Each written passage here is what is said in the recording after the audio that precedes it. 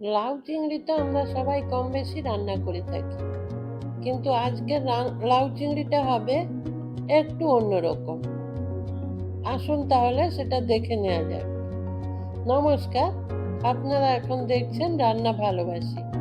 রান্না ভালোবাসির আরও একটা নতুন রেসিপিতে সবাইকে স্বাগত।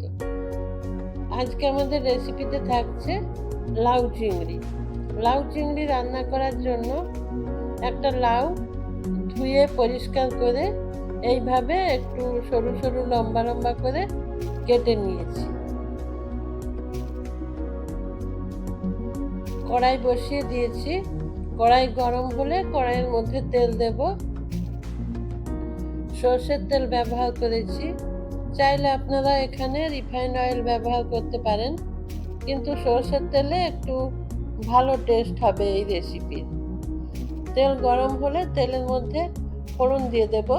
ফোড়নে 1/2 চামচ কালো জিরে দিলাম, আর কাঁচা লঙ্কা দিয়ে দেব। 2টো কাঁচা লঙ্কা দিলাম, দিয়ে ফোড়ন একটু ভালো করে ভেজে নিতে হবে।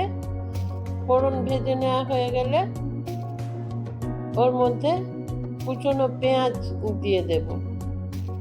সরু সরু লম্বা লম্বা করে পেঁয়াজ কেটে নেবেন, পেঁয়াজ দিয়ে দেবেন। পেঁয়াজ দিয়ে ভালো করে একটু ভেজে নিতে হবে। খুব বেশি লাল করে পেঁয়াজটা ভাজবেন না, একটু হালকা হালকা রং ধরার পর্যন্ত পেঁয়াজটা ভেজে নিতে হবে। পেঁয়াজের মধ্যে অল্প পরিমাণে নুন দিয়ে দিলাম, তাতে পেঁয়াজটা তাড়াতাড়ি নরম হয়ে যাবে, সেই জন্য। পেঁয়াজ আরো একটু ভেজে নেব। তারপর পেঁয়াজ ভাজা হয়ে গেলে পেঁয়াজের মধ্যে চিংড়ি মাছগুলো দিয়ে দেব। চিংড়ি মাছ একদম খোসা ছাড়িয়ে মাথাটা ফেলে দিয়ে পরিষ্কার করে নিয়েছি। আপনারা চাইলে এই চিংড়ি মাছের মাথা রেখে দিতে পারেন। এখানে আজকে আমি চিংড়ি মাছের মাথাগুলো ব্যবহার করিনি। আবারও মাছের পরিমাণে নুন দিলাম। মাছে নুন বা হলুদ কোনো কিছু মেখে রাখিনি, সেই জন্য মাছের মধ্যে অল্প পরিমাণে নুন দিলাম। দিয়ে পেঁয়াজের সাথে মাছটা ভালো করে একটু ভেজে নেব, তবে খুব বেশি ভাজবো না। খুব সামান্য অল্প পরিমাণে হলুদ ব্যবহার করলাম। এখানে আমি খুব কম হলুদ ব্যবহার করব এই রেসিপিতে। এই যে অল্প একটু হলুদ দিলাম, এরপরে আর হলুদ ব্যবহার করব না। সব কিছু ভালো করে মিশিয়ে নিলাম। তারপর কয়েকটা চেরা কাঁচা লঙ্কা দিয়ে দিতে হবে। দিয়ে আবার সব কিছু একটু ভালো করে মিশিয়ে নিতে হবে। পেঁয়াজের সাথে মাছটা বেশ একটু ভালোভাবে ভাজা হয়ে গেলে তারপর আর আমি এখন কোনো মশলা ব্যবহার করব না। কেটে রাখা লাউ দিয়ে দেব। লাউ দিয়ে সব কিছুর সাথে লাউ ভালো করে মিশিয়ে নিতে হবে।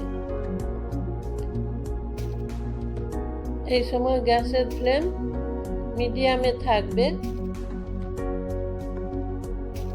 সব কিছু এখন ভালো করে মিশিয়ে নেব। লাউ থেকে জল বেরিয়ে আসে, সেই জন্য এখন জল ব্যবহার করব না। এইভাবে ধীরে ধীরে ভালো করে মিশিয়ে নেবেন। প্লিজ একটা লাইক দিয়ে আমার ভিডিওটা কন্টিনিউ করুন। আবারও পরিমাণ মতো নুন দিয়ে দিলাম। পেঁয়াজে অল্প পরিমাণ দিয়েছিলাম, তারপর মাছে দিয়েছি, আবার লাউয়ের মতো পরিমাণে নুন দিলাম, আর অল্প একটু চিনি ব্যবহার করলাম। এখন সব কিছু মিশিয়ে নেব।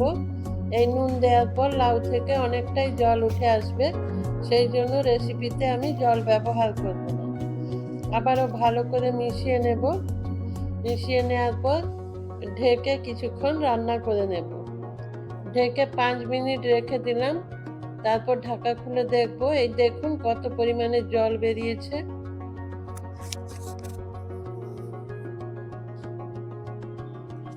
প্লিজ আমার চ্যানেলটা সাবস্ক্রাইব করে আমার পাশে থাকবেন, আমাকে রান্না করার আরও উৎসাহ দেবেন। আবারও ঢেকে দিয়েছি। ঢেকে দিয়ে আবার কিছুক্ষণ রান্না করার পর ঢাকা খুলে আবারও একটু নাড়াচাড়া করে নেব। ডান দিকে থাকা বেল আইকনটা প্রেস করে দেবেন, তাতে আমার রান্নার সমস্ত নোটিফিকেশন আপনি পেয়ে যাবেন। লাউ প্রায় সেদ্ধ হয়ে গেছে। এখন বেটে রাখা পোস্ত 2 থেকে 3 চামচ পোস্ত বাটা দিয়ে দিলাম। পোস্ত বাটা দেওয়ার পর সবকিছুর সাথে পোস্ত বাটা ভালো করে মিশিয়ে নেব। মিশিয়ে আবারও কিছুক্ষণ রান্না করব। পোস্ত বাটার বাটি ধুয়ে অল্প পরিমাণে জল দিলাম, আর কোনো জল ব্যবহার করিনি। এখন পোস্ত কাঁচা গন্ধ চলে যাওয়া পর্যন্ত এটা রান্না করে নিতে হবে। এই জলটা প্রায় শুকিয়ে যাবে, সেই পর্যন্ত রান্না করে নিতে হবে। এই যে মাখো মাখো হয়ে যাবে। খুব টেস্টি এই রেসিপি। যদি ভালো লাগে কমেন্টে আমাকে জানাবেন আর বন্ধুদের সাথে শেয়ার করবেন। এখন 2 চামচ মতো সর্ষের তেল ছড়িয়ে দিলাম আর কয়েকটা পাকা লঙ্কা দিয়ে দিলাম। এখানে আমি পাকা লঙ্কা ব্যবহার করলাম, দেখতে সুন্দর লাগবে তাই। আপনারা চাইলে এখানে কাঁচা লঙ্কাও ব্যবহার করতে পারেন। রান্নাটা প্রায় কমপ্লিট হয়ে গেছে। এতক্ষণ যারা আমার সঙ্গে ছিলেন সবাইকে অসংখ্য ধন্যবাদ। গরম গরম ভাতের সাথে এই রেসিপি থাকলে আর কোনো কিছুই লাগবে না। রান্না কমপ্লিট হয়ে গেছে। নমস্কার, ভালো থাকবেন সবাই, সুস্থ থাকবেন।